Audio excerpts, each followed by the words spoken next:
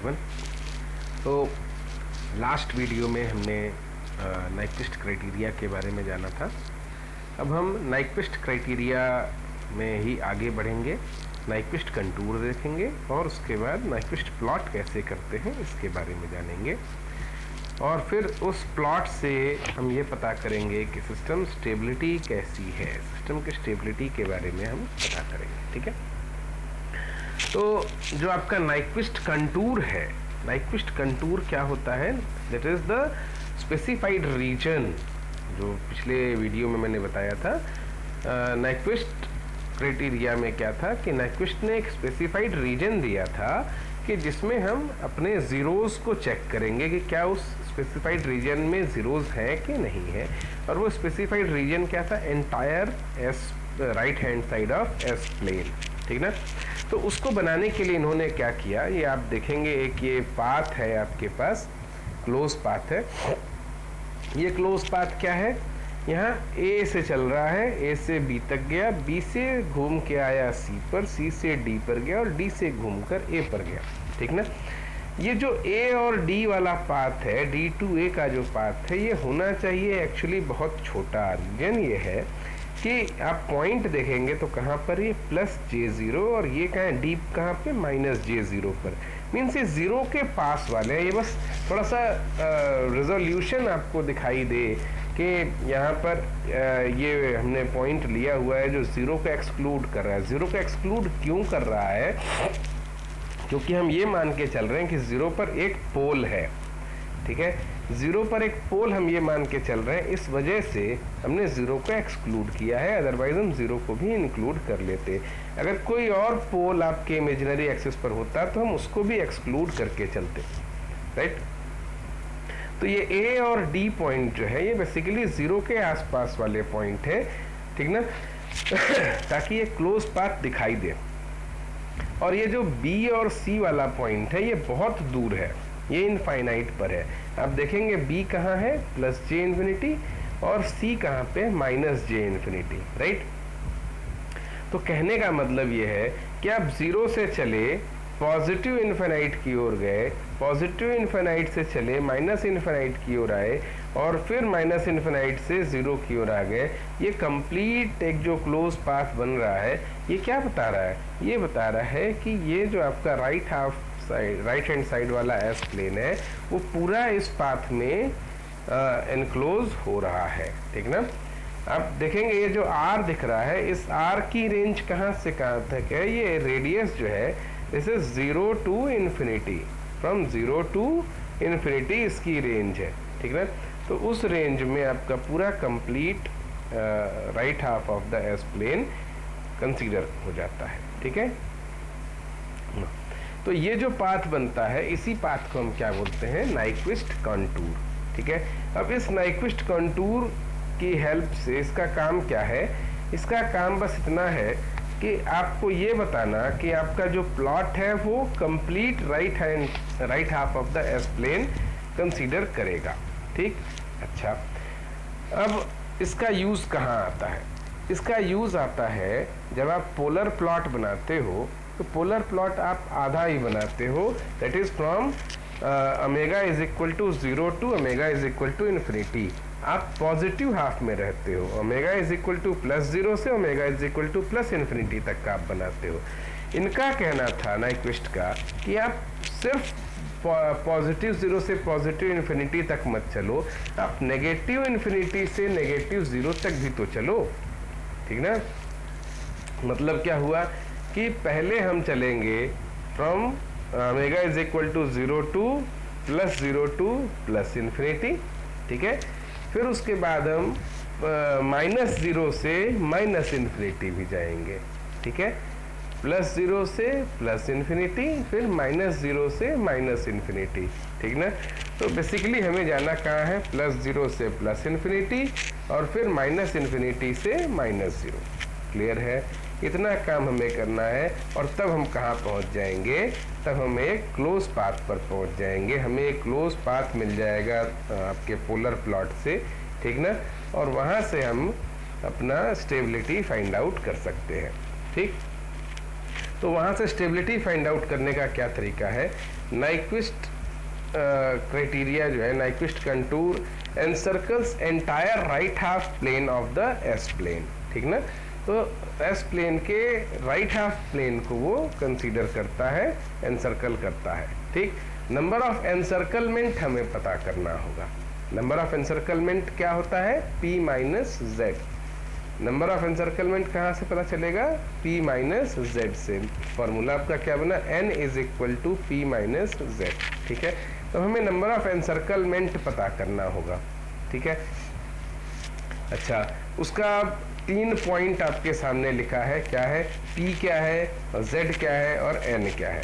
p है number of right hand poles, ध्यान देना, p है number of right hand poles of open loop transfer function, ध्यान देना, p है right hand poles of open loop transfer function. तो open loop transfer function हमें given होगा, उस ट्रांसफर फंक्शन के पोल्स हमें मालूम होंगे, उनमें कितने पोल्स राइट हैंड में आ रहे हैं, राइट हैंड एस प्लेन में आ रहे हैं, वो हमें मालूम हो जाएगा, ठीक। तो ये वैल्यू हमें मिल सकती है। दूसरा z क्या है, number of right hand zeros of characteristic equation, ठीक ना। आपको यही पता करना है, नाइक्विस्ट प्लॉट से आपको यही पता करना है कि कितने number of right hand zeros आपके सिस्टम में है, ठीक ना। n क्या है, number of encirclement about the आपका वो है critical point, about the critical point -1 plus j0। तो -1 प्लस j0 का कितनी बार एनसर्कलमेंट हो रहा है आपको ये पता करना है, ठीक ना। In counter clockwise direction, anti clockwise direction में कितना एनसर्कलमेंट हुआ, वो क्या है, नंबर n, ठीक। If p is greater than z, अगर आपके पोल्स जीरो से ज्यादा होंगे, ठीक है, तो encirclement about the critical point in GSHS plane is in opposite direction. जो आपका एनसर्कलमेंट होगा GSHS प्लेन में वो अपोजिट डायरेक्शन में होगा एस प्लेन से। और अगर z आपका p से बड़ा होगा, तो ये तो मैंने पहले ही बताया था, जब मैं नाइक्विस्ट स्टार्ट किया था तभी मैंने बताया था कि अगर आपके पोल्स डोमिनेटिंग होंगे तो जो आपका GSHS प्लेन में आपका एनसर्कलमेंट होगा उसका डायरेक्शन रिवर्स हो जाएगा एस प्लेन वाले से, ठीक है। लेकिन अगर जीरोस डोमिनेट होंगे तो जो डायरेक्शन आपका एस प्लेन में है एज इट इज डायरेक्शन आपका GSHS प्लेन में होगा, ठीक है जी ना। अब नाइक्विस्ट प्लॉट हमें ड्रॉ करना है, तो नाइक्विस्ट प्लॉट देखो हम कैसे ड्रॉ करते हैं। पहले हमें पोलर प्लॉट चाहिए, ठीक ना। अब जैसे एक ये सिस्टम है आपके पास, GSHS is equal to k divided by s into ST plus 1, ठीक ना। एक ये सिस्टम है, इस सिस्टम का आपको नाइक्विस्ट प्लॉट ड्रॉ करना है, ठीक। अब नाइक्विस्ट प्लॉट ड्रॉ करने के लिए हमें क्या चाहिए, हमें पहले पोलर प्लॉट चाहिए। तो आप देखिए सिस्टम कौन सा है, सिस्टम है टाइप 1 सिस्टम। टाइप 1 सिस्टम का पोलर प्लॉट कैसा आता है, जिसमें सिंगल पोल होता है।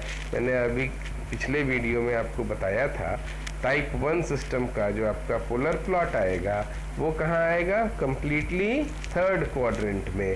वो ओमेगा इज इक्वल टू 0 से चलेगा, means m is equal to infinity से चलेगा, और omega is equal to infinity means m is equal to 0 पर जाकर एंड हो जाएगा। कहीं इसमें कोई इंटरसेक्शन पॉइंट नहीं आएगा। इंटरसेक्शन पॉइंट कब आएगा, इंटरसेक्शन पॉइंट आएगा जब इसमें एक और पोल आप ऐड करेंगे, ठीक है। तो अभी कोई पोल ऐड है नहीं, जब कोई पोल ऐड नहीं है तो आपका जो नाइक्विस्ट प्लॉट, आपका जो पोलर प्लॉट है वो m is equal to infinity -90 degree से चलेगा और m is equal to 0 -180 degree पर आके ख़त्म हो जाएगा, ठीक है।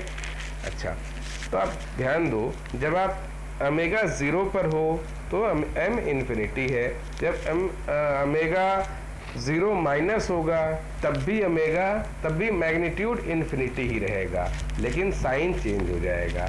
अभी जहाँ माइनस इन्फिनिटी है तब वो प्लस इन्फिनिटी हो जाएगा, ठीक। अभी जब ओमेगा आपका क्या नाम है 0 है, इन्फिनिटी है, तो मैग्नीट्यूड 0 है, अगर ओमेगा माइनस इन्फिनिटी होगा तब भी मैग्नीट्यूड 0 होगा। ठीक, तो इसका मतलब है कि जो पोलर प्लॉट आपने ड्रॉ किया उसी पोलर प्लॉट का मिरर इमेज हमें ड्रॉ करना है, सबसे पहला काम। ठीक ना, तो हमने क्या किया, ओमेगा इज इक्वल टू 0 से प्लस इन्फिनिटी तक का हमने प्लॉट ड्रॉ किया, फिर omega is equal to minus infinity से माइनस 0 तक का प्लॉट ड्रॉ किया। अब omega is equal to minus infinity से omega is equal to plus infinity तक का भी प्लॉट करना होगा, और फिर omega is equal to plus infinity से omega is equal to plus 0 तक का भी प्लॉट आपको ड्रॉ करना होगा। ठीक, वो कहाँ से आएगा, वो आएगा नाइक्विस्ट कंटूर से, क्योंकि नाइक्विस्ट कंटूर आपको क्लोज पाथ बनाने के लिए कहता है। तो अब जब आप क्लोज पाथ बनाएंगे तो यहाँ से आप क्या करेंगे, omega is equal to minus infinity से एक सर्कल लेंगे और वो लेकर आएंगे आप कहाँ तक, omega is equal to plus 0 तक। ठीक ना, तो जैसे यहाँ आपके नीचे एक बना हुआ है, आप देखिए आपने पहले पोलर प्लॉट बनाया जैसा ऊपर बना है, उसका मिरर इमेज बनाया और माइनस 0 से लेकर प्लस 0 तक का एक आपने सर्कल ड्रॉ कर दिया राइट हैंड में।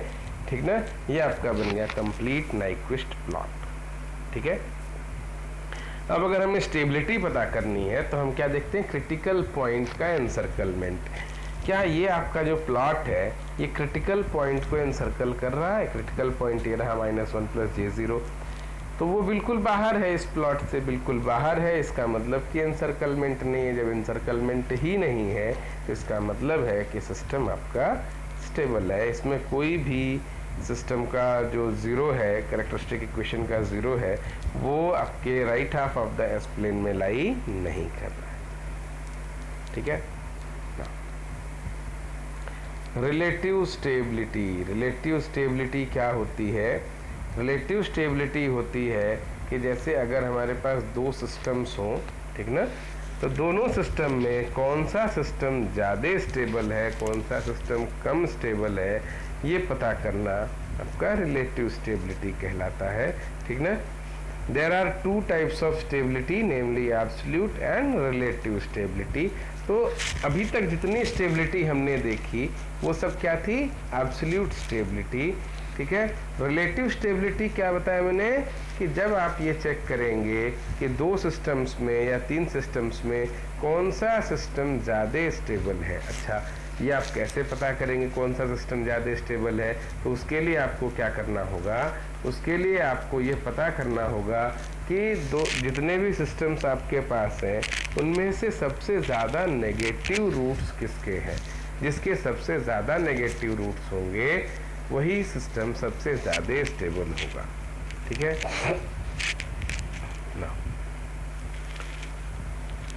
अब हम कुछ क्वेश्चंस कर लें अगले वीडियो में। ठीक ना, अगले वीडियो में अब हम पोलर और नाइक्विस्ट से रिलेटेड कुछ क्वेश्चंस सॉल्व करेंगे।